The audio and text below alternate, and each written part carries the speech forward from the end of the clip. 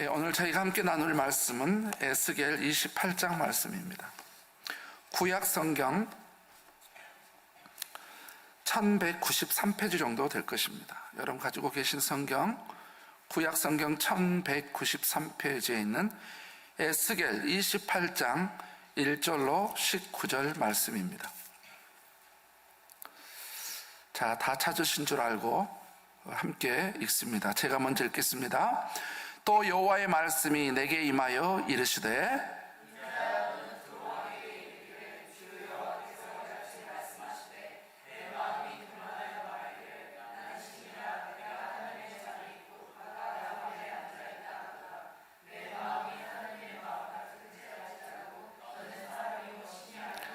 네가 다니엘보다 지혜로워서 은밀한 것을 깨달지 못한 것이 없다 하고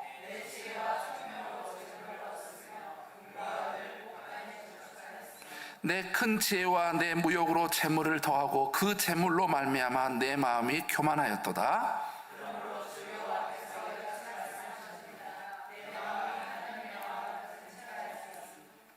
그런즉 내가 이방인 곧 여러 나라의 강포한 자를 거느리고 와서 너를 치리니 그들이 칼을 빼어 네 지혜의 아름다운 것을 치며 내 영화로움을 더럽히며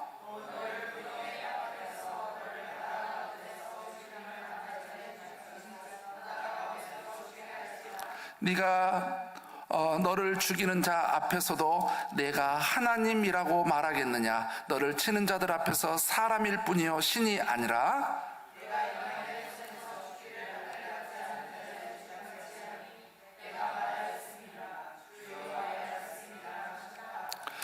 여호와의 말씀이 또 내게 임하여 이르시되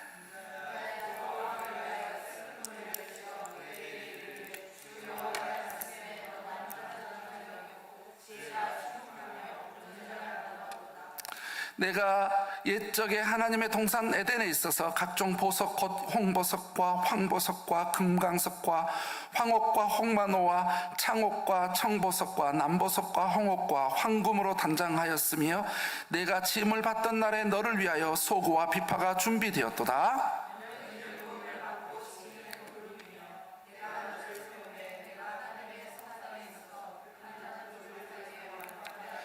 내가 지음을 받던 날로부터 내 모든 길에 완전하더니 마침내 내게서 불의가 드러났도다.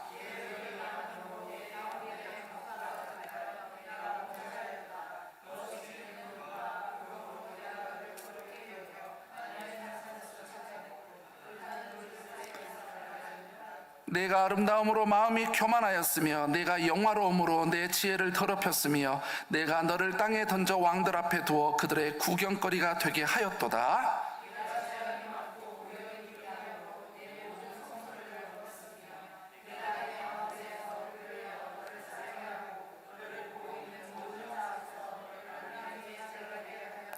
다 함께 있습니다. 만민 중에 너를 아는 자가 너로 말미암아 다 놀랄 것이며 내가 공포의 대상이 되고 내가 영원히 다시 잊지 못하리로라 하셨다 하라. 아멘. 저는 오늘 본문 말씀을 통해서 두로의 몰락이라고 하는 제목으로 함께 하나님 말씀을 나누겠습니다. 기도하고 시작합니다. 아버지 하나님, 우리가 2주 전에 두로의 번영을 살폈고 또한 오늘은 두로의 멸망, 즉 왜 두로가 패망하게 됐는지, 파괴됐는지 오늘 귀한 말씀을 통해서 주님의 음성을 듣기를 원합니다. 주님의 교훈을 듣기를 원합니다. 이 말씀이 우리와 우리 가정과 교회와 우리 삶의 모든 곳에 적용될 수 있도록, 실천될 수 있도록 주의 성령께서 함께하여 주시옵소서. 이 시간 우리가 그 어떤 것에도 마음을 빼앗기지 아니하고 오로지 주의 말씀에 청종하며 집중할 수 있도록 주의 성령께서 함께하여 주시옵소서. 예수님의 이름으로 기도드렸습니다. 아멘. 기원전 1000년부터 600년까지 약 400년 동안 엄청나게 화려했던 한 나라가 있었습니다. 제가 26장 에스겔부터 28장 오늘까지 3장을 통해서 살펴보니까 그것을 어떻게 표현하고 있냐면은 유명한 성읍이다, 온전히 아름다웠다, beautiful 또는 perfect 했다라고 말하고 있습니다. 영광스러운 곳으로 표현하고 있고 보화, 각종 보석이 가득한 곳으로 말하고 있습니다. 재물이 풍성한 곳이었고 아주 풍요로운 곳이었습니다. 부귀영화가 가득한 곳이었고 13절에 있는 것처럼 에덴 동산과 같은 곳으로 표현되어 있습니다. 장인들이 엄청나게 많았어요. 항해사들이, 아주 뛰어난 항해사들이 많았고, 그 다음에 아주 목수를 비롯해서 아주 각종 각 직업 분야에서, 다양한 분야에서 아주 장인들이, 아주 탁월한 장인들이 많이 있었습니다. 현인들도 엄청나게 많이 있었습니다. 막강한 군사력을 가지고 있었죠. 모든 나라들과 아름다운 평화의 관계를 맺었고 외교와 무역에 있어서 탁월하게 했던 나라였습니다. 우리가 잘 알고 있는 그 나라가 어떤 나라입니까? 두로라고 하는 나라입니다. 지중해 연안에 있고 예루살렘으로부터 약 서북쪽으로, 북서쪽으로 약 300km 정도 가면 있는 도시고, 지금은 레바논의 지역으로 속해 있고 항구 도시, 네 번째 항구 도시로 되어 있습니다. 그때 당시에 얼마나 이 도시 국가가 화려했는지, 부귀영화가 가득했는지 모든 전 세계 사람들이 가장 살고 싶은 국가, 도시가 바로 두로였습니다. 그랬던 이 두로가 왜 한 약 400년 정도밖에 부귀영화를 누리지 못하고 그 나라가 몰락하게 됐느냐, 패망하게 됐느냐고 하는 것은 우리로 하여금 큰 교훈을 줍니다. 바로 이 나라가 기원전 6세기, 그러니까 아수르와 바벨론에 의해서 서서히 이 나라는 자취를 감추고 있습니다. 역사의 뒤안길로 흘러가고 있는 것이죠. 아수르에 의해서 일적이 먼저 크게 나라가 손실이 됐는데 바벨론 시대 때는 거의 나라가 멸망하게 이르는 거죠. 그 뒷받침을 해주는 성경 말씀이 에스겔 26장부터 28장까지, 그리고 이사야 23장, 시편 83편, 아모스 1장, 더 여러 군데도 있는데 이러한 말씀들이 바로 바벨론에 의해서 이 나라가 멸망할 것에 대해서 이미 예언이 되어졌고 또한 이루어졌음을 그 말씀들이 가르쳐주고 있는 것을 근거로 이 나라가 얼마나 화려했다가 얼마나 비참하게 됐는지를 보여주고 있습니다. 오늘 특별히 우리가 읽은 에스겔서 28장 이 부분은 왜 두로가 멸망을 하게 됐는지, 몰락을 하게 됐는지 그 원인을 가르쳐 주는 거예요. 26장에서는 두로가 어떤 심판을 받게 될 것이다, 즉 바벨론에 의해서 나라가 멸망하게 돼 비참하게 멸망할 것이다 라고 예언이 되어져 있고, 27장은 두로가 얼마나 화려한 나라였는지 그 두로의 이 도시국가의 위용을 자랑하고 있어요. 모든 나라들이 이 나라와 무역하고 싶고 외교를 하고 싶고 살고 싶어하는 그런 나라였어요. 부러움의 대상의 나라였죠. 그런데 오늘 28장 우리가 읽은 1절로 19절에서는 왜 두로가 멸망하게 되고 몰락하게 되는지에 대해서 그 원인을 가르쳐주고 있습니다. 제가 2주 전에 이 두로의 번성에 대한 이야기를 했죠. 두로가 번성하게 된 것은 세 가지 이유였습니다. 다른 나라와 평화적인 관계를 맺었다고 그랬어요. 두 번째는 어떤 거였다고 그랬습니까? 누군가 무슨 제안을 하면 그것을 제안한 것을 잘 수용하고 그 다음에 본인이 약속한 것에 대해서는 반드시 이행했던 나라였습니다. 그리고 세 번째는 그들이 하나님의 일에 동참했던 나라죠. 왜냐하면 솔로몬이 성전을 지을 때 백향목, 그 다음에 잣나무, 석단목, 그 다음에 목수 이런 사람들을 지원해가지고 하나님의 일에 동참을 했어요. 기원전 1000년 전에. 그래서 그때 특별히 하나님의 일에 동참을 했던 그 나라가 약 400년 동안의 부귀영화를 누리다가 서서히 400년이 지난 곳에서는 드디어 그 위용이 어디로 넘어가냐면 왓수르로 넘어가고, 왓수르도 나중에 교만하게 돼서 나중에 바벨론으로 넘어가게 되고, 바벨론도 또 교만하게 되니까는 메데하고 페르시아로 넘어가고, 페르시아도 또 교만하게 되니까 그리스로 넘어가고, 그리스가 잘못되니까 나중에는 로마로 넘어가게 되고, 그래서 예수님이 로마 시대 때 오셨던 거 우리가 너무나 잘 알고 있지 않습니까? 자, 이렇게 두로가 그렇게 하나님의 일에 동참하는 등 그런 원인 때문에 번성을 하다가 오늘 28장 그리고 시편 83편 그리고 아모스 1장 여기에서 두로가 멸망할 수밖에 없는 그 원인을 알려주고 있습니다. 자, 그렇다면 이 두로의 멸망의 원인은 어디까지 적용이 되냐면 우리의 개인의 삶에도 적용이 됩니다. 그리고 우리 가정에도 적용이 되고요. 그 다음에 우리 교회에도 적용이 됩니다. 그리고 이것은 어떤 단체나 어떤 기관에도 이것이 적용이 돼요. 동일한 영적 원리가 있습니다. 그 다음에 회사나 기업도 이게 적용이 됩니다. 그 다음에 어떤 도시나 국가마저도 이 영적인 원리가, 이 성경에 있는 이 원리가 적용이 됩니다. 그래서 우리는 잘 배워야 됩니다. 왜 두로가 몰락하게 됐는지, 그것을 지금부터 세 가지 이유를 한번 살펴보도록 하게 될 것입니다. 첫 번째입니다. 두로의 첫 번째 원인은 프라이드, 바로 교만의 죄 때문이었습니다. 자, 2절, 5절, 17절 부분을 제가 한번 읽어보도록 하겠습니다. 2절에는 이렇게 되어 있죠. 인자야, 너는 두로 왕에게 이르기를, 주 여호와께서 이같이 말씀하시되 내 마음이 교만하여 말하기를 나는 신이라. 내가 하나님의 자리 곧 바닥 가운데 앉아있다 하도다.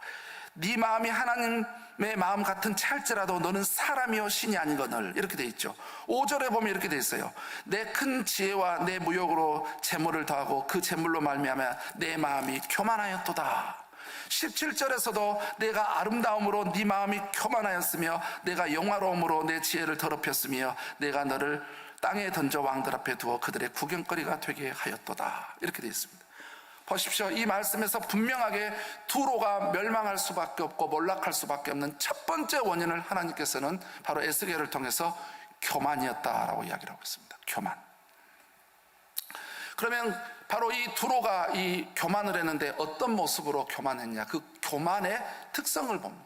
이런 사람은 교만한 거예요. 뭐냐? 자신을 하나님, 즉 신적 존재로 여겼다는 거예요. 나는 신이다. 나는 신이다. 나는 하나님이다. 그런데 이 자기를 하나님으로 여기고 신적 존재로 인정하게 되는 이 죄가 어디서 비롯되냐면 바로 창세기 3장의 사탄의 괴락에서부터 나옵니다. 사탄이 하와를 유혹할 때 뭐라 했냐면은 이것을 먹으면 네가 누구처럼 된다? 하나님처럼 된다. 하나님처럼 된다. 그때 이후로 이 마귀는 하나님처럼 되게 하는 되려고 하는, 실제 인간은 하나님이 될 수 없어요. 인간이기 때문에 신이에요. 저 인간은 인간일 뿐인데 인간의 마음에 신이라고 하는 그것을 불러일으키는 건 누구냐면 사탄의 역사입니다. 성령은 절대로 우리로 하여금 네가 신이 존재다라고 절대 말씀하지 않습니다.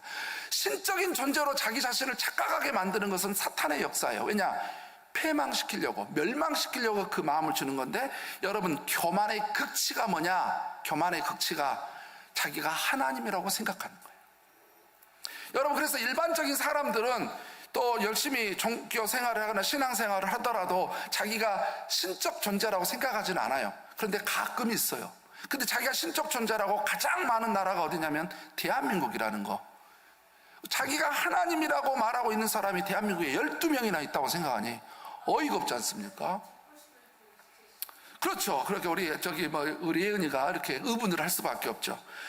자, 하나님처럼 될 수 있다라고 하와에게 이야기를 했더니 느부갓네살에게도 역사하고 두로에게도 역사를 하고 그 이후에도 역사를 하는데 한국에도 문선명한테도 역사하고 이만희 씨에게도 역사하고 정명성 씨한테도 역사하고 안산홍 씨에게도 역사하고.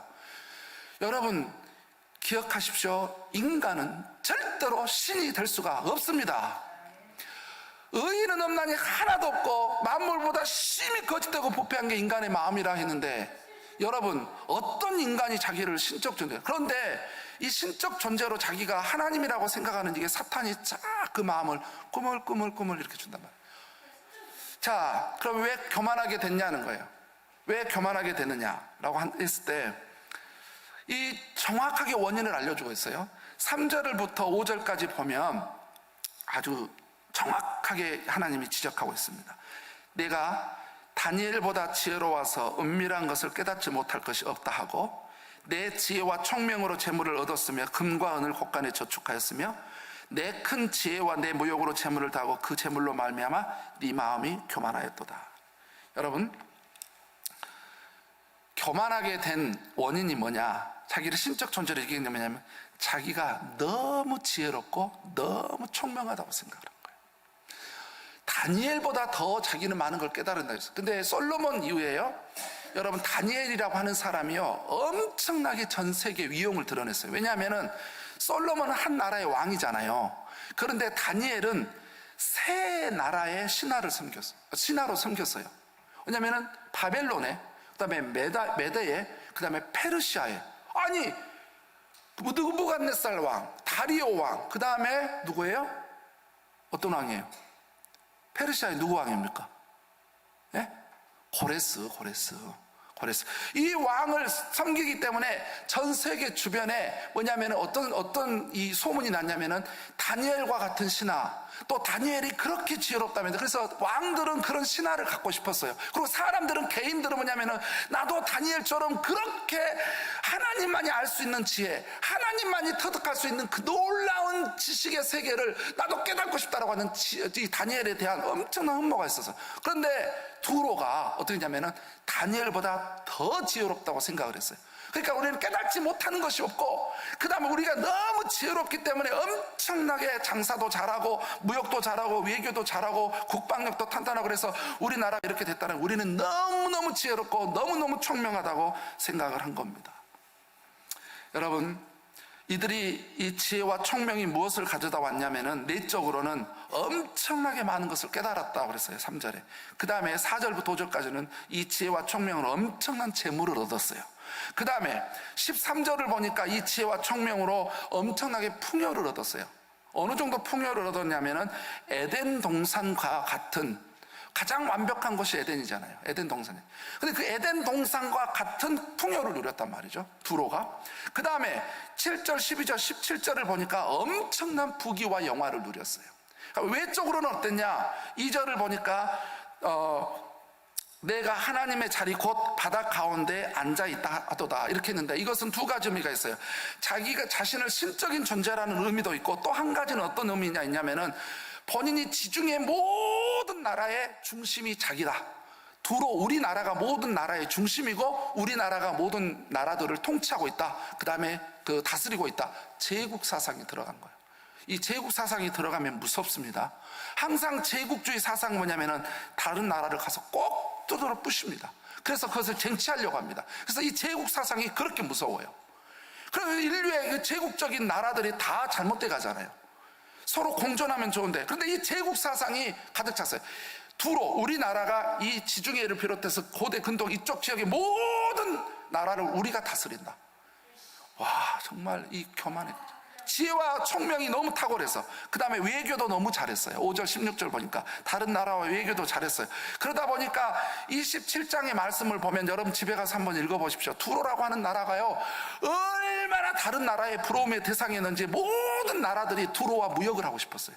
두로에 가서 살고 싶고 두로와 교역을 하고, 모든 이 나라들이 두로 중심으로 움직였단 말이죠. 인정을 받게 됐어요, 자기 지혜와 총명으로. 그러다 보니 어떻게 되겠습니까? 교만의 영이 딱, 사탄으로 인해서 교만의 영이 올라가고, 그 교만의 영이 딱 올라가서 극치가 되니까 어떻게 되냐면은 자기를 하나님으로 여기는, 신적 존재로 여기게 됐던 것입니다. 여러분, 우리는 여기서 알아야 됩니다. 중요한 게 뭐냐면, 여러분, 사람은 자기가 없는 걸 가지고 절대 교만하지 않습니다. 항상 사람은 자기에게 풍부하게 있는 것으로 교만한 거예요. 여러분의 혹시 뭐가 있습니까? 조심하십시오. 여러분, 이 교만한 사람의 대표적인 인물, 오늘 말씀과 같은 정말 용두사미가 돼버린 정말 위대한 사람이었는데 교만으로 인해서 완전 인생이 비참하게 된 사람이 누구냐면 성경의 느부갓네살 왕입니다. 실제 느부갓네살 왕, 바벨론, 지금의 이라크, 이 느부갓네살 왕은요, 모든 분야에서 탁월했던 사람이에요. 리더십뿐만이 아니라, 건축만이 아니라, 지식만이 아니라 이 군사를 모든 부분에서 너무너무 탁월했어요. 제가 저번 주 월요일 날 이 느부갓네살 왕과 다니엘을 좀 더 깊이 알고 싶어가지고 이 다니엘이라고 하는 영화가 있어요. 기독교 영화가 있어서 봤는데, 너무너무 감동적이었어요. 너무너무. 우리 저녁에 오늘 우리 가족들 함께 보고 싶은 마음이 있는데, 이 느부갓네살 왕이 너무너무 이제 잘 나가고 있어요. 위대한 왕이 됐어요. 그때 다니엘이 조언을 합니다. 왕이시여, 항상 조심하셔야 됩니다. 이렇게 이야기를 해요. 그런데 어느 날 이제 이 느부갓네살 왕이 꿈을 꿔요. 이상한 꿈을 꿨는데 큰 나무가 있더니 막 거기 오만 것들이 있더니 나중에는 이상 나무가 무너지고 다 떠나고 비참하게 됐어. 그게 무슨 꿈이냐 그랬더니 이 다니엘이 그 꿈은 절대로 왕에게 이루어지지 않기를 바랍니다. 그러나 왕이 듣기 싫으면 말을 않고 듣고 싶다면 하겠습니다. 이렇게 이야기합니다. 그러니까 왕이 해라. 그 말을 해라 그럽니다. 근데 왕이요, 이 모든 것을 하나님이 다 당신에게 주셨고 당신은 정말 탁월한 사람인데 그래서 잘 나가는데 그런데 왕의 마음에 교만의 영이 싹 터가지고 왕이 비참하게 된다라고 하는 꿈입니다.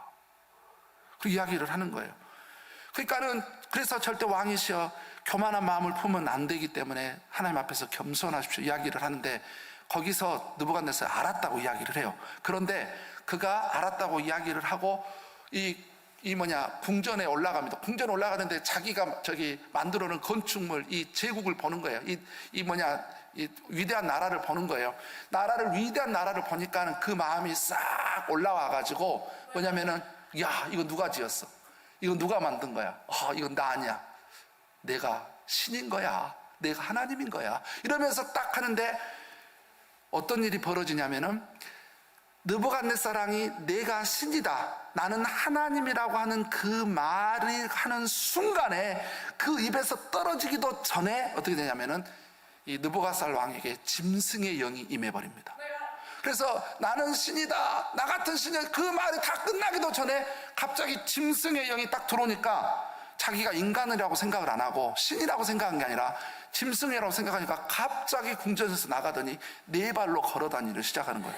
그러더니 막 풀을 막 입으로 동물들처럼 뜯어먹고 이 7년 동안 이 광야에서, 들에서, 사막에서 비참하게 동물처럼 삽니다. 교만한 마음이 올라가가지고 완전히 비참하게 된 거예요. 두로가 그렇게 된 거예요. 그래서 7년 후가 지났는데 어느 날 그가 완전히 죽을 것처럼 돼가지고 사막에서 쓰러지는데 그때 자기가 고개를 살짝 들어갖고 하늘을 보는데 그때 하늘을 보면서 내가 왜 이렇게 됐지? 내가 왜 짐승처럼 살고 있는 거지? 그런데 그때 순간적인 깨달음이 와요. 내가 교만했구나. 내가 엄청나게 신이라고 해서 교만을 했구나. 그래서 그걸 깨닫는 순간에 하나님 앞에 죄를 자복합니다. 하나님 잘못했다고. 그러니까 잘못했다고 하니까 짐승의 영이 떠나고 다시 그 인간의 영, 하나님 다시 그 심령을 주장해서 회복시켜서 다시 왕 자리에 복귀를 하게 되는 그런 게 바로 느부갓네살 생애 아닙니까?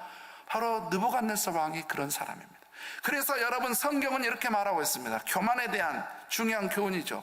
잠언에서 교만은 패망의 선봉이다. 야고보서 4장 6절에서도 하나님은 교만한 자를 대적하시되 겸손한 자들에게는 은혜를 베푸신다, 이렇게 말하고 있지요. 여러분, 우리 겸손의 모델이 누굽니까? 예수 그리스도십니다. 예수님께서 말씀하셨어요. 수고하고 무거운 짐진 자들아 다 내게로 오라, 내가 너를 쉬게 하리라. 나는 마음이 온유하고 겸손하다. 그래서 나에게 와서 배우라. 그러면 예수님의 이 겸손이 도대체 어떤 겸손일까요? 빌립보서 2장 1절로 11절 말씀을 우리 한번 읽어봅니다. 빌립보서, 그 성경 꼽아놓고요. 빌립보서 2장 1절부터 11절까지 읽습니다. 우리 같이 읽습니다. 시작. 그러므로 그리스도 안에 무슨 권면이나 사랑의 무슨 위로나 성령의 무슨 교제나 긍휼이나 자비가 있거든 마음을 같이하여 같은 사랑을 가지고 뜻을 합하여 한 마음을 품어 아무 일에든지 다툼이나 허용으로 하지 말고 오직 겸손한 마음으로 각각 자기보다 남을 낮게 여기고 각각 자기 일을 돌아볼 뿐더러 또한 각각 다른 사람들의 일을 돌보아 나의 기쁨을 충만하게 하라. 너희 안에 이 마음을 품으라. 곧 그리스도 예수의 마음이니 그는 근본 하나님의 본체시나 하나님과 동등됨을 취할 것으로 여기지 아니하시고 오히려 자기를 비워 종의 형체를 가지사 사람들과 같이 되셨고 사람의 모양으로 나타나사 자기를 낮추시고 죽기까지 복종하셨으니 곧 십자가에 죽으심이라. 이러므로 하나님이 그를 지극히 높여 모든 이름 위에 뛰어난 이름을 주사 하늘에 있는 자들과 땅에 있는 자들과 땅 아래에 있는 자들로 모든 무릎을 예수의 이름에 꿇게 하시고 모든 입으로 예수 그리스도를 주라 시인하여 하나님 아버지께 영광을 돌리게 하셨느니라. 아멘. 보십시오. 우리 주님은 하나님이셨어요. 하나님이시지만 그는 하나님과 동등됨으로 취하지 여기지 않으시고 완전히 낮은 자리에 가서 우리를 위해서 십자가에 죽기까지 완전히 낮아졌어요. 그랬더니 9절에 뭐라고 말씀하고 있냐면 보십시오. 이러므로 하나님이 그를 지극히 높여. 바로 이게 겸손의 비밀입니다. 교만은 가장 바닥으로 떨어지게 되는 비결이고 겸손은 가장 높아지는 비결인 것입니다. 그래서 두로가 그렇게 화려했던 나라가 비참하게 몰락하였던 이유는 바로 교만 때문이었다라고 것을 생각해 보면 우리가 어떤 삶을 살아야 될지 알 수 있을 것입니다. 두 번째입니다. 바로 에스겔은 어떤 죄를 지었을까요? 바로 두로는 망각의 죄를 지었습니다. 망각했어요. 망각. 13절부터 15절을 제가 여러분에게 읽어드리도록 하겠습니다. 네가 옛적에 하나님의 동산 에덴에 있어서 각종 보석과 홍보석과 황보석과 금강석과 황옥과 홍마노와 창옥과 청보석과 남보석과 홍옥과 황금으로 단장하였으며 내가 지음을 받던 날에 너를 위하여 소고와 비파가 준비되었도다. 너는 기름 부음을 받고 지키는 그룹이며 내가 너를 세우매 내가 하나님의 성산에 있어서 불타는 돌들 사이에 왕래하였도다. 네가 지음을 받던 날로부터 내 모든 길에 완전하더니 마침내 내게서 불의가 드러났도다. 이렇게 말하고 있습니다. 자, 이 말씀에 보면 네가 지음을 받던 날, 그 다음에 네가 뭐냐면 기름 부음을 받던 날, 내가 너를 세웠다, 이렇게 이야기하고 있어요. 철저히 수동태로 되어 있죠. 수동태로 되어 있습니다. 사실 우리 동양 사상, 철학 사상은 항상 내가 뭘 해야 된다고 하죠. 그래서 내가 뭘 하고 내가 도를 깨닫고 내가 뭘 하고 내가 막 열심히 해야 된다고 그러잖아요. 근데 서양은 이 기독교 문화, 그냥 하나님을, 고대부터 하나님을 믿는 문화가 쫙 이 인프라, 내면에 그리고 삶의 전면에 깔려 있어서 뭐가 발달됐냐면 수동적인 게 발전돼 있어요. 수동태가. 사실 영어 문법에서도요, 능동시제는 12개입니다. 그런데 수동시제는 몇 개냐면 18가지예요. 그러니까 뭐냐면 우리는 사랑한다고 그렇게 표현하지, 나는 너에게, 너 나 사랑해, 이렇게, 너는 나를 사랑한다, 막 이렇게, 나는 너를 사랑한다, 이렇게 주어가 뭘 해야 된다고 하지만은 항상 이 수동적인 뭐냐면 나는 주님께 사랑을 받는다, 나는 주님께 은혜를 받았다, 나는 주님으로부터 사랑받는다, 나는 너로부터 사랑을 받았다, 나는 우리 교회 성도들로부터 너무 많은 사랑을 받았다라고 이렇게 수동적인 의미를 많이 쓰는데 동양 사람들은 능동적인 의미를 많이 써요. 근데 이게 이유가 있어요. 항상 이 서양 사람들이나 성경적인 배경이 있는 데는 뭐냐면은 나의 나던 것이 다 하나님의 은혜고 하나님께로부터 왔다라는 것을 철저히 알기 때문에 그런 겁니다. 자식도 내가 키우는 게 아니라 우리 나라가 키우고 이웃이 키우고 학교가 키운다, 항상 같이 한다라고 하는데 동양 사람들은 항상 내가 뭘 해야 된다고 생각을 하는 거예요. 그런데 두로가 너가 지음을 받던 날, 네가 기름 부음을 받았다, 내가 너를 세웠다라고 이야기를 하고 있죠. 위의 말씀들은 뭘 의미하고 있냐? 두로가 이렇게 번영을 누렸던 것은 바로 하나님께서 베풀어 주신 은혜였습니다. 은혜였어요. 지혜도 하나님이 주셨고 재물도 하나님이 주셨고 풍요도 부귀도 영화도 아름다움도 인정받는 것, 모든 그런 것들이 다 하나님께로부터 왔어요. 그것을 27장 4절에서 정확히 알려주고 있죠. 이렇게 말하고 있어요. 27장 4절에서 두로에 대해서 내 땅이 바닥 가운데 있으며 너를 지은 자가 네 아름다움을 온전하게 하였도다. 너를 지은 자가 너를 이렇게 온전하게 위대하게 만들었다라고 하는 거예요. 그런데 두로는 망각의 죄를 지었어요. 망각의 죄. 무엇을 망각했습니까? 바로 하나님의 은혜를 망각해버린 거예요. 모든 것이 나로부터 시작되었고 모든 것이 나로부터 시작되어서 모든 것을 거기서 기인해서 내가 했다라고 하는 이런 공로 사상이 있었을 뿐, 모든 것이 하나님께로부터 왔다, 모든 것은 하나님이 주셨다라고 하는, 실제 그게 사실인데 그들이 하나님의 일에 동참했기 때문에 그들이 하나님께서 두로에게 엄청난 은혜를 베푸셔서 이렇게 됐는데, 두로는 자기들이 잘나서 엄청난 지혜와 총명이 있어서 잘 먹고 잘 살고 이렇게 부귀영화를 누린다고 이 망각해버린 거예요. 이 망각, 하나님의 은혜를 망각하는 죄가 이렇게 무섭습니다. 그래서 여기에 대해서 성경은 이야기하고 있죠. 시편 103편 2절에 이런 말씀이 있습니다. 내 영혼아 여호와를 송축하며 그의 모든 은택을 잊지 말지어다. 고린도후서 6장 1절에서도 하나님의 은혜를 헛되이 받지 말라, 이렇게 말하고 있어요. 보세요. 모든 것들이 하나님의 은혜고 하나님께서 주셨는데 이거는 내가 했다, 내가 잘났다, 내 지혜다, 내 경험으로, 내 실력으로, 내 지식으로, 내 능력으로, 내 인맥으로, 내 물질로 내가 했다고 생각하는 거예요. 그러면 하나님의 은혜를 헛되게 받는 거예요. 모든 것이 하나님의 은혜였다라고 합니다. 여러분, 여기에 대해서 좋은 예화를 예수님이 해주셨어요. 마태복음 20장, 우리가 얼마 전에 큐티를 했을 때 일꾼 비유가 있었죠. 어떤 주인이 나가서 보는데 아침 6시에 나가는데 그냥 일꾼이 이렇게 기다렸으니까 너 우리 포도원에 가서 일해라. 한 데나리온 줄게. 들어갔어요. 그리고 또 9시에도, 그 다음에 12시에도, 3시에도 들여보냈어요. 그런데 중요한 데 뭐냐면은 5시가 너 아직까지 일을 안 하고 있는 사람이 있는 거예요. 뭐냐면은 1시간밖에 안 남았는데. 그래서 5시에 가서 너 뭐 하냐? 우리 써준 사람이 없는데 그럼 너도 포도원에 들어가서 일해라. 그러니까 이 사람이 들어가서 일을 했어요. 열심히 일을 했죠. 그래서 이제 끝나고 나니까 늦게 온 사람부터 돈을 주는데 먼저 온 사람도 그럼 더 받을 것 같다 생각을 했는데 똑같이 줬어요. 그래 불평을 했죠. 컴플레인 한 겁니다. 뭡니까 이게 주님? 사장님 나빠요. 막 이렇게 하면서 이제 하는 거예요. 우리 사장님 나빠요. 우리 주인님 나빠요. 예? 먼저 왔으면 많이 줘야지 왜 늦게 온 사람하고 똑같이 주니까 이렇게. 근데 예수님이 비유를 하면서 뭐냐면 주인이 어떻게 주는 건 주인 마음이고 어차피 한 단나로 약속하지 않았느냐. 그러면서 예수님께서 그 끝에 하시고 싶은 말씀을 했는데 뭐라 했냐면은 이와 같이 먼저 된 자가 나중되고 나중된 자 중에 먼저 될 자가 많다 이야기를 하셨어요. 근데 왜 이야기를 하셨냐는 거예요. 보세요. 먼저 온 사람들은 자기들이 뭐 하니까 내가 싹을 받는 게 당연하게 여긴 거예요. 당연하다. 뭐 내가 열심히 고생해서 받는 거니까. 그런데 1시간밖에 일 안 한 사람은요 어떤지 아세요?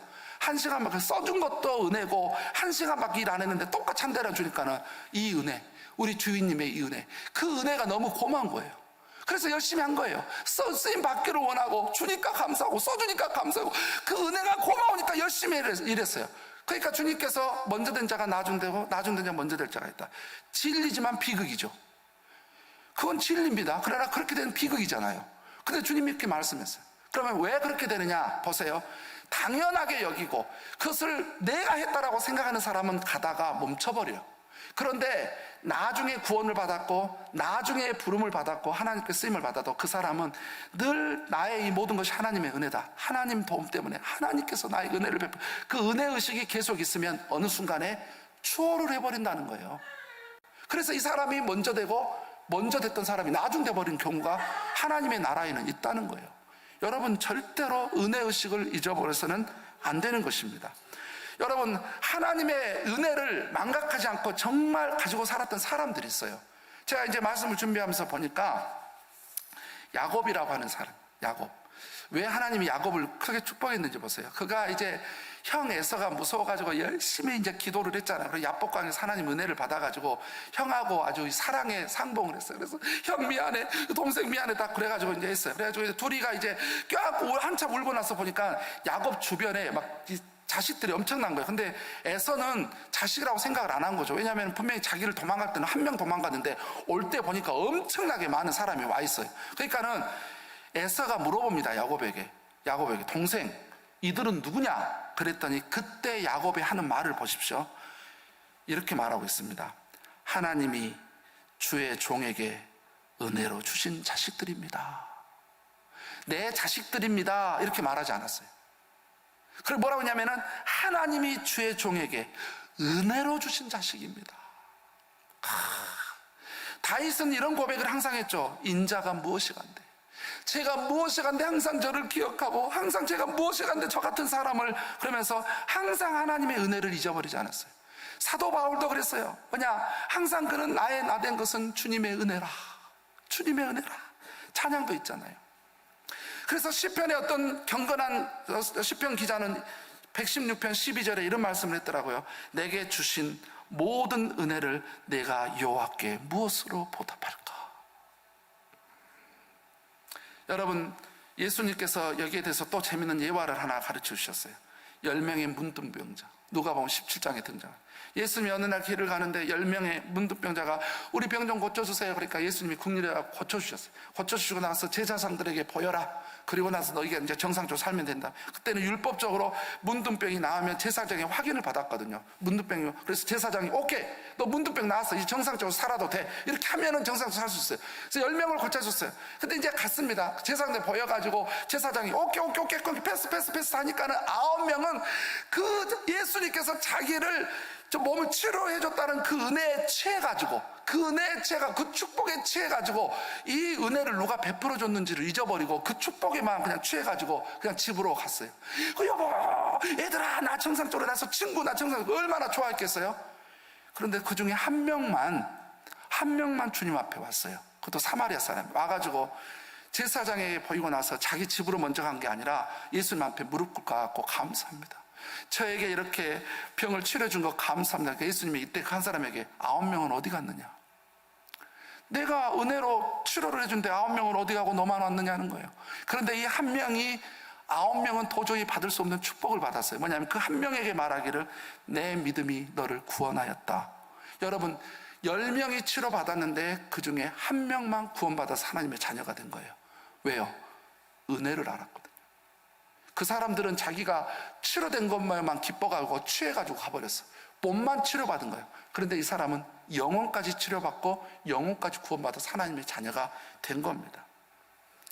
여러분, 그래서 성경 말씀에도 우리가 함께 나눴듯이 야고보서 1장 17절 온갖 좋은 은사와 온전한 선물이 다 위로부터 빛들의 아버지께로 나오나니. 여러분, 우리가 가진 모든 것들, 여러분 모든 것들은 주님께서 주신 은혜입니다. 절대 잊어버리지 마세요. 이 망각의 죄를 절대 여러분 지으면 안 되는 겁니다. 마지막으로 이 두로가 지었던 죄는 어떤 죄냐면은 바로 모함의 죄입니다. 슬렌더, 모함의 죄예요. 자, 우리 시편 83편으로 한번 가봅니다. 자, 오늘 이 말씀은 이제 넘어가도 됩니다. 이제 잠깐만요. 죄송합니다. 자, 먼저 그 28장에 그 근거가 되는 말씀들을 보고 넘어가겠습니다. 자, 15절에 보면요, 제가 이렇게 읽겠습니다. 내가 지음을 받던 날로부터 내 모든 길에 완전하더니 마침내 내게서 불의가 드러났도다. 여기서 불의. 그 다음에 16절을 보면 내 무역이 많음으로 내 가운데서 강포가 가득하고 하여 내가 범죄하였도다. 이렇게 돼 있죠. 그 다음에 18절에도 보면 내가 죄악이 많고 무역이 불의함으로 이렇게 돼 있어요. 자, 28장에서는 두로가의 불의 또는 두로의 범죄, 강포를 이야기를 하고 있는데 도대체 그게 구체적으로 뭐냐라고 설명을 하지 않아요. 그런데 분명한 것은 두로가 많은 죄를 졌고 강포가 있었고 불의가 있었어요. 도대체 이게 뭐냐? 도대체 무슨 잘못을 하나님 앞에 무슨 잘못을 하고 무슨 죄를 졌느냐? 첫 번째는 교만의 죄요, 망각의 죄를 졌는데 그럼 또 다른 죄가 뭐냐라고 했을 때 그것이 바로 뭐냐면은 시편 83편에 있는 겁니다. 자, 한번 가봅니다. 하나님의 말씀은 우리에게 큰 교훈을 주는 거예요. 너무 큰 교훈을 줍니다. 자, 시편 83편 1절로 8절 말씀까지 제가 읽습니다. 하나님이여 침묵하지 마소서. 하나님이여 잠잠하지 마시고 조용하지 마소서. 무릇 주의 원수들이 떠들며 주를 미워하는 자들이 머리를 들었나이다. 그들이 주의 백성을 치려하여 간계를 꾀하며 주께서 숨기신 자를 치려고 서로 의논하여 말하기를 가서 그들을 멸하여 다시 나라가 되지 못하게 하여 이스라엘의 이름으로 다시는 기억되지 못하게 하자 하나이다. 그들이 한 마음으로 의논하고 주를 대적하여 서로 동맹하니 곧 에돔의 장막과 이스마엘인과 모압과 하갈인이며 그발과 암몬과 아말렉이며 블레셋과 두로 사람이요 아수르도 그들과 연합하여 롯 자손의 도움이 되었나이다. 셀라. 여기서 보면 어떤 나라가 등장합니까? 두로가 여기서 등장을 하고 있습니다. 두로. 자, 한 구절만 더 읽고 제가 설명을 해드리겠습니다. 자, 아모스입니다. 아모스. 자, 아모스 1장 9절부터 10절에서도 자, 이렇게 설명하고 있습니다. 그들이 도대체 뭘 잘못했느냐라고 했을 때 여기 이 말씀을 보면 정확한 근거가 있습니다. 1장 9절 10절에서 여호와께서 이와 같이 말씀하시되 두로의 서너 가지 죄로 말미암아 내가 그 벌을 돌이키지 아니하리니 이는 그들이 그 형제의 계약을 기억하지 아니하고 모든 사로잡은 자를 에돔에 넘겼습니다. 내가 두로 성에 불을 보내리니 그 궁궐들을 사르리라. 이렇게 됐습니다. 자, 이 말씀을 정리를 해드리겠습니다. 다윗 왕 때, 그 다음에 그때 이 두로의 왕 히람은 다윗 왕과 형제 계약을 맺었어요. 그리고 솔로몬과 그 아들 왕에도 그때도 계속 이어졌습니다. 그런데 100년이 지나고 200년이 지나가자 두로가 이스라엘과 맺었던 계약을 파괴시켰습니다. 분명히 형제 계약에서 우리는 절대 서로 공격하지 않는다, 서로 도움을 주고 서로 협력하고 서로 형제처럼 우리가 형제 나라로서 우리가 서로 책임진다라고 했는데, 그것은 그 계약은 어디로 가버렸어요. 하나님 앞에서 했던 그 계약 약속은 어디로 가버렸어요. 그래가지고 어떻게 했냐면은 이 두로가 자꾸 이스라엘이 걸림돌이 될 것 같아서 다른 나라들하고 모함을 한 겁니다. 슬렌더를 하는 거예요. 모함을 하는 거예요. 무슨 모함은 중상모략을 하는 겁니다. 저 이스라엘 완전히 없애버리자, 저 나라를 완전히 진멸해버리자, 더 이상 이름이 기억되지 못하게 나라 자체를 완전 쑥대만 만들어버리자 하는데, 두로가 1등으로 그 역할을 하고 있는 거예요. 그러면서 뭐라냐면은 이제는 나중에는 잔인한 죄까지 지는데, 이스라엘 사람들을 수시로 이스라엘 사람들을 잡아다가 어디다 파냐면은 에돔에 노예로 파는 거예요. 점점 사람들을 잡아다가 성읍 파괴하고 잡아다가, 이 일에 두로가 그 죄를 졌단 말이죠. 하나님께서는 두로를 보고 있었어요. 하나님의 일에 동참하고 평화 조약을 맺고 평화롭게 지내고 정말 약속을 이행했던 그때는 번영을 누렸는데, 보니까 어느 날 두로가 모함의 죄를 짓고 있는 거예요. 이스라엘이라고 하는 나라를 완전히 파멸시키고 그 사람들을 죽이려고 하는 일에 중상모략을 하고 도모하고 이 나쁜 죄를 짓고 있는 거예요. 하나님은 다 보고 계신 거죠. 바로 두로가 바로 이러한 죄를 진 겁니다. 이스라엘을 무너뜨리고 공격해서 파멸시키려고 하는 이 죄를, 바로 그 악한 일에 동참했던 죄를 두로가 진 거예요.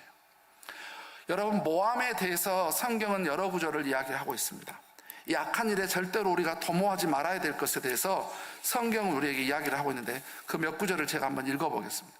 스가랴 7장 10절은 이렇게 말하고 있습니다. 과부와 고아와 나그네와 궁핍한 자를 압제하지 말며 서로 해하려고 마음에 도모하지 말라. 스가랴 8장 17절은 이렇게 말하고 있습니다. 마음에 서로 해하기를 도모하지 말며.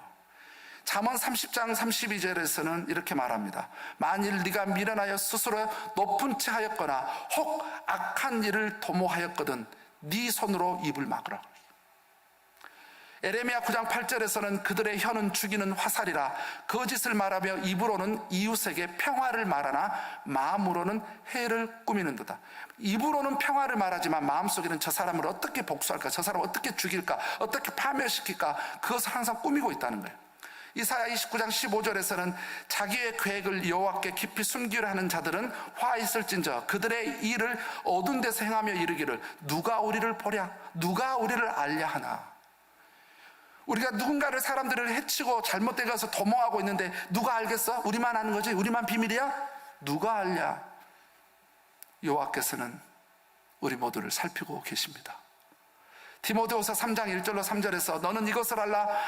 말세에 고통하는 때가 이르러 사람들이 자기를 사랑하며 돈을 사랑하며 자랑하며 교만하며 비방하며 부모를 거역하며 감사하지 아니하며 거룩하지 아니하며 무정하며 원통하며 풀지 아니하며 모함하며 절제하지 못하며 사나우며 선한 것을 좋아하지 아니하며.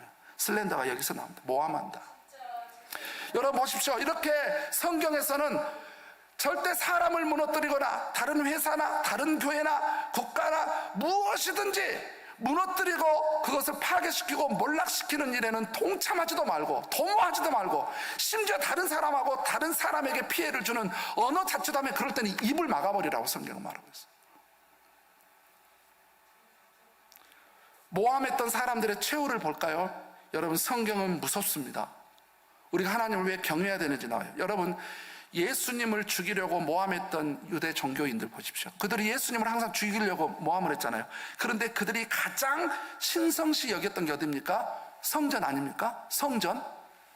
하나님이 성전은 놔둘 수도 있잖아요. 그들은 성전이 목숨보다 중요한 것이었거든요. 근데 그들이 예수님을 모함하니까 하나님께서 성전을 파괴시켜서 지금까지 성전을 없애버렸죠. 2000년 동안 성전이 없이 지내버리잖아요. 유대인들이 성전을 제거해버리잖아요. 그들이 예수님을 죽였잖아요. 민족이, 이스라엘 사람들이 예수님을 받아들이지 않았잖아요. 그래서 어떻게 됐습니까? AD 70년에 로마를 통해서 멸망해가지고 지난 1948년 5월 14일 오후 4시 30분에 독립선언을 하기 전까지 1900년 동안 나라 없이 떨어돌아 다녔잖아요. 하나님은 모함을 하는 이 죄에 대해서는 가만히 놔두지 않습니다. 여러분, 이스라엘을 멸망시키러 모함했던 또 다른 나라들이 있었죠. 애굽이 그런 나라였고, 그럼 보세요. 애굽이 이스라엘 백성 죽이려고 쫓아왔었죠. 아수르가 그랬고, 바벨론이 그랬고, 주변 국가들이 그랬고, 여러분 로마도 그랬잖아요. 로마가 AD 70년에 이스라엘을 점령했잖아요. 하나님이 이 나라들을 가만히 놔뒀냐는 거예요. 안 놔뒀어요. 다른 나라를 파괴하고, 다른 사람을 파괴하고, 공동체가 교회가 됐던, 기업이 됐던, 여러분도 개인이 됐던 간에 절대로 다른 사람을 파괴시키려고 하거나, 무너뜨리거나 하거나, 모함을 하거나, 중상모략을 해서, 심지어 말로 하고 다른 사람에게 안 좋은 이미지를 심거나, 절대 그런 악한 죄는 짓지 마시기 바랍니다. 하나님이 다 보고 있어요. 다 보고 있다는 거. 더 심각한 사건이 하나가 있는데, 창세기 49장에 보면 이런 일이 있습니다. 야곱이 이제 죽을 때가 돼서 자기 아들들을 안수를 하는데, 여러분 왜 예수님의 혈통이 유다로 이어졌는지 보세요. 이제 우리 여기 어린이들 없으니까 말할 수 있겠네. 성김에 예배 때는 애들이 있었는데, 루벤은 정말 탁월한 사람이었는데 왜 하나님께서 루벤을 그 하나님의 그 위대한 어떤 그 쓰이심에서 하나님 루벤을 제꼈냐면은, 루벤은 자기 아버지의 첩과 잠자리를 했어요. 침상을 더럽히는 거룩함을 하나님은 거룩하신, 하나님이 사랑하는 게 성결이잖아요. 거룩함을 아주 저버렸어요. 루벤 제껴졌어요. 그러면 시므온, 그 다음에 레이에게로 넘어와야 되잖아요. 그런데 이 두 사람이 왜 넘어갔느냐? 그들이 이제 그 외갓집에 갔다가 이제 야곱이 아들들을 데리고 이제 본국으로 돌아오는데, 오는 길에 세겜이라고 하는 땅에 들렸어요. 세겜이라는 땅에 들렸는데, 그 세겜의 추장의 아들이 그 여동생 디나를 보고 뿅 간 거예요. 한눈에. 그래서 한눈에 뿅 가가지고 디나가 이렇게 구경을 하러 살짝 밖에 나가서 구경하는 동안에 이 남자가 겁탈을 해버렸네. 몸을 더럽혔어요. 그래서 이 소식을 누가 들었냐면 시므온과 레이가 들었어. 일을 간 거야. 어떻게 하면 저놈들을 죽이고 잔인하게 죽일까 연구를 했어. 그러다가 계속 그 악한 것도요, 계속 궁리를 하면요, 사탄이 기가 막힌 지혜를 줍니다. 악한 일도 사탄이 어떤 방법을 줘요. 근데 거기에 쓰임 받은 거예요. 그러니까 이제 가만히 보니까 이제 막 세계 왕이 계속 안달이 나는 거예요. 디나만 달라고, 디나랑 결혼하게 해주라. 그러니까는 이때 시므온과 레이가 아주 교묘한 이 커닝, 관계를 제안을 합니다. 뭐냐면은, 우리는 할례 받지 않는 남자들하고는 결혼을 할 수 없다. 그러니까 모든 남자는 애기부터 어른까지 다 할례, 포경 수술을 해라. 그러면은 디나를 주겠다니까는 이 바보 같은 사람들이 전부 그날에 마취제도 없을 텐데 전부 동시에 전부 할례를 했어요. 포경 수술을 했어요. 그래가지고 이제 하루 이틀 지나니까 전부 일어나지도 못하고 전부 우리 남자들은 알죠? 일명 고래 잡기 막 그러면서 하고 걷지도 못하고 이러고 있을 때, 시므온과 레이가 칼을 쫙 빼가지고 세겜에 있는 모든 남자는 애기부터 어른까지 전부 죽였어요. 죽이고 났더니 야곱이 겁이 난 거야. 이 잔인한 이 녀석들 앞으로 어떻게 될까? 그러면서 창세기 49장에 가니까는 뭐라고 하냐면은, 내 호나 시므온과 레이의 저들의 잔인한 저들의 집회에, 저들의 모의에는 절대로 참여하지 말지어다. 저들은 잔인한 기계다 라고 하면서, 왜 시므온과 레위가 둘째 아들 셋째 아들이었는데 예수님의 혈통을 못 여냐? 그래, 잔인한 것 때문에 모함을 했어요. 다른 사람을 죽이려는데 모함을 했고 실제 그런 짓을 한 거예요. 제껴져서. 그래서 네 번째 아들인 유다에게 바로 예수님의 혈통이 이어져 간 거예요. 우리는 선한 일에, 우리가 다른 사람을 세우고 다른 사람을 도와주는 일에 도모해야 됩니다. 그래서 로마서 12장 17절에 아무에게도 악을 악으로 갚지 말고 모든 사람 앞에서 선한 일을 도모하라. 로마서 15장 2절에서도 우리 각 사람이 이웃을 기쁘게 하되 선을 이루고 덕을 세우도록 할지니라. 데살로니가전서 5장 15절에서도 삼가 누가 누구에게든지 악으로 악을 갚지 말게 하고 서로 대하든지 모든 사람을 대하든지 항상 선을 따르라 그랬어요. 여러분, 선을 도모해야 됩니다. 선. 자, 제가 말씀을 준비하다가 저번 주에 우리가 이사야 말씀을 읽었잖아요. 혹시 우리 음향실에서 이사야 32장 7절로 8절 말씀을 우리 한 구절 좀 보여줬으면 좋겠습니다. 이사야, 자, 한번 이 말씀을, 저는 너무너무 이 말씀을 듣고 충격적이었어요. 이 말씀을 지키도록 노력하려고 성령님께서 제게 말씀에 부담을 주셨어요. 다 함께 읽어봅니다. 시작. 악한 자는 그 그릇이 악하여 항상 악한 계획을 세워 거짓말로 가련한 자를 멸하며 가난한 자가 말을 바르게 할지라도 그리함이거니와 존귀한 자는 존귀한 일을 계획하나니 그는 항상 존귀한 일에 서리라. 제가 이 말씀을 보면서 그릇이 항상 이 악하고 그릇이 잘못된 사람들은 항상 이 말을 하는 거라든지 생각하는 거라든지 뭘 계획을 해도 항상 비난하고 비방하고 부정적인 걸 말하고 항상 안 좋은 걸 생각해요. 악한 걸 계획해요. 그런데 여러분, 존귀한 일에 서는 사람은 항상 그 사람은 선하고 존귀하기 때문에 항상 존귀한 것을 생각하는 거예요. 어떻게 하면 다른 사람을 도와줄까? 똑같은 거린이 보면 이 사람을 도와주면 이 사람 정신력이 약해져서 안 돼. 저 사람도 교육시키면 할 수 있어. 그렇게 말하지 말고 어떻게 하면 이 사람을 도와줄까? 어떻게 하면 장학재단을 만들어서 다른 사람을 도와줄까? 어떻게 하면 다른 회사를 잘 되게 할까? 어떻게 하면 내 이웃을 잘 되게 할까? 어떻게 하면 내 형제자매를 잘 되게 할까? 어떻게 하면 우리 남편을 잘 되게 할까? 어떻게 하면 우리 아내를 잘 되게 할까? 항상 존귀한 자는 존귀한 일을 계획한다는 거예요. 이 말씀이 엄청나게 충격적이었어요. 사람이 그런 문제구나. 그런 문제구나. 여러분, 우리가 잘 알고 있는 에스더의 삼촌이라고 말하는 모르드게. 우리가 모르드게 에스더서 그러면은 항상 우리는 에스더가 주인공으로 생각하잖아요. 여성이 주인공이었다. 그런데 성경을 읽고 또 읽어보면은 에스더가 실제 주인공이 아니라 모르드게가 주인공입니다. 에스더는 그냥 등장을 이렇게 앞에 나온 인물이고 그 뒤에서 실제 모든 것들에 대해서는 모르드게가 얼마나 위대한 사람인지 몰라요. 그런데 이 모르드게에 대해서 에스더 10장 3절은 이렇게 말하고 있어요. 유다인 모르드게가 아하솔의 왕의 다음이 되고, 보세요. 아하솔, 그러니까 페르시아 왕의 다음 권력을 가진 사람이죠. 근데 왜 그렇게 됐느냐? 유다인 중에 크게 존경받고 그의 허다한 형제에게 사랑을 받고 그의 백성의 이익을 도모하며 그의 모든 종족을 안위하였더라. 그러니까 이 모르드게라고 하는 사람은 항상 뭘 도모하냐면은 이익을 어떻게 하면 저 사람을 도와줄까? 어떻게 해서 저 사람의 이익이 될까? 어떻게 해서 이 사람을 이롭게 할까? 그러면서 이익을 도모했던 사람이 누구냐면 모르드게예요. 성향이 그러고 성품이 그러고 그릇이 그래요. 물론 이것도 하나님이 주신 것이고. 그래서 우리는 절대로 다른 사람을 해치려 하거나 모함해서 다른 사람을 무너뜨리는 데 쓰임하는 게 아니라 우리 두로를 보면서 여러분, 다른 사람을 세우고 다른 사람에게 덕이 되고 다른 사람을 이롭게 하는 일에 우리가 쓰임받아야 되는 것입니다. 말씀을 정리합니다.